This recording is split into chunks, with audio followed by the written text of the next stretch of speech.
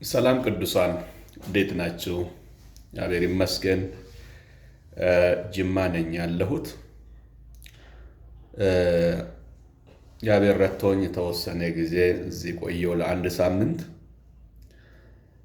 ጅማ በጣም ነው የምታሳዝነኝ እና ቅዱሳን በውጭም በውስጥም ያላችሁ ወገኖቻችን የጅማ ገጠራማ ቤተ ክርስቲያናት የተጎዱ ናቸው።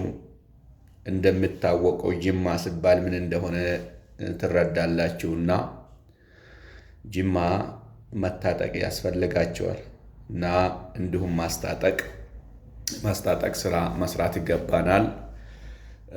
በተለይም ከሙስሊሙ ማህበረሰብ ጋር የተገናኘ ጫና ስላሉ ቅዱሳን ወጣቶች፣ የቤተ ክርስቲያን መሪዎች፣ አገልጋዮች ከዚሁ ብዙም ሩቅ ስለሆኑ እንዴት ለነዚህ ወገኖች ወንጌልን መመስከር እንደሚቻል እንዲሁም ደግሞ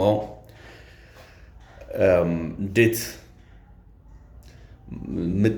የምትጠየቁትን ጥያቄ መመለስ እንደሚቻል የግንዛቤ ስልጠናዎች ያስፈልጋል በተለያየ ወረዳዎች። ስለዚህ ለጅማ ሕዝብ ሸክም ያላችሁ ወገኖቻችን በውስጥ መስመር አናግሩን። እግዚአብሔር ይረዳናል፣ እንሰራለን። ጌታ ይረዳኛል ብዬ ገምታለሁ። እናንተንም ረዳችኋል። ይህንን ቪዲዮ ያያችሁ በዩቱብ እና በቲክቶክ በውስጥ መስመር አገኙ፣ ሃይ በሉኝ። ጅማ መሰራት አለበት። ይወላችሁ ቀን ሳለ የላከኝን አባትን ስራ ሊያደርግ ይገባኛል አለው ጌታ ኢየሱስ ክርስቶስ።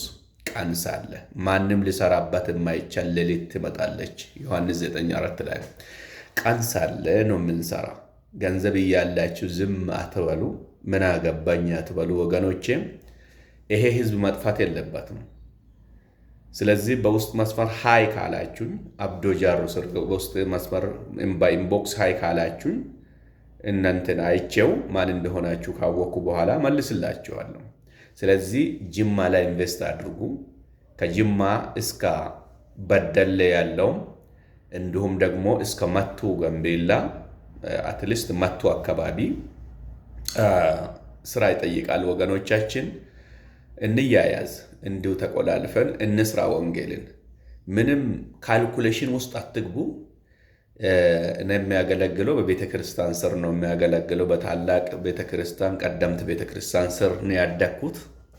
እዛው ስር ነው የሚያገለግለው። አሁንም እዛው ስር ነው የሚቀጥለው።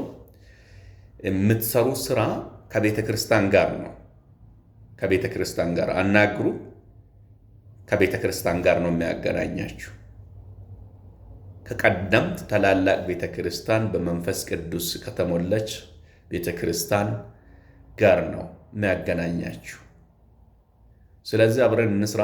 ጅማ በተለይ የጅማ ተወላጆች እኔን በዩቱብ እና በቲክቶክ ላይ የምታውቁኝ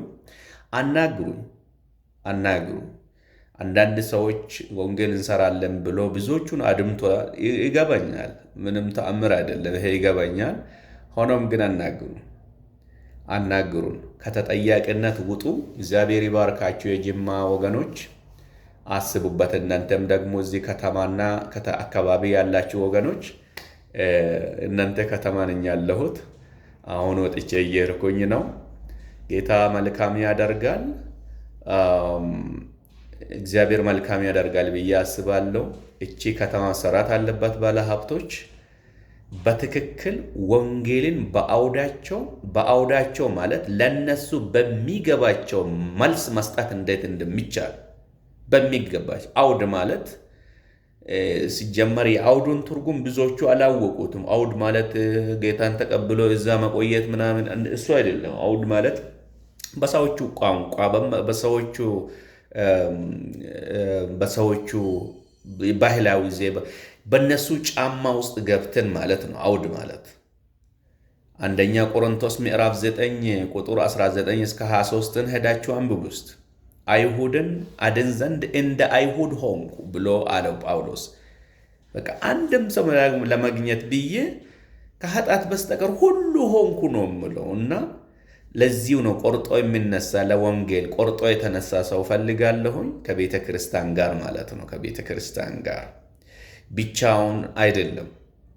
እኔ ብቻውን ከኔ ጋር መስራት የሚፈልግ ሰው አልፈልግም። ብቻው ሳይሆን እድገት የሚሆነው ከቤተ ክርስቲያን ጋር ሲሆን ነው። ጌታ ኢየሱስ ይባርካችሁ። በጣም ደስ ብሎኛል እዚህ በመቆየቴ። አዝኛለሁም ደግሞ በተለያየ ብዙ ህመሞች አሉ። እሱም ብዙም ሌላ ጊዜ ገልጽላችኋለሁ። ጅማ በደንብ መተከም አለባት። እንሰራለን፣ በቤተ ክርስቲያን እንሰራለን። ጌታ ኢየሱስ ይባርካችሁ። ሰላም ሁኑልኝ።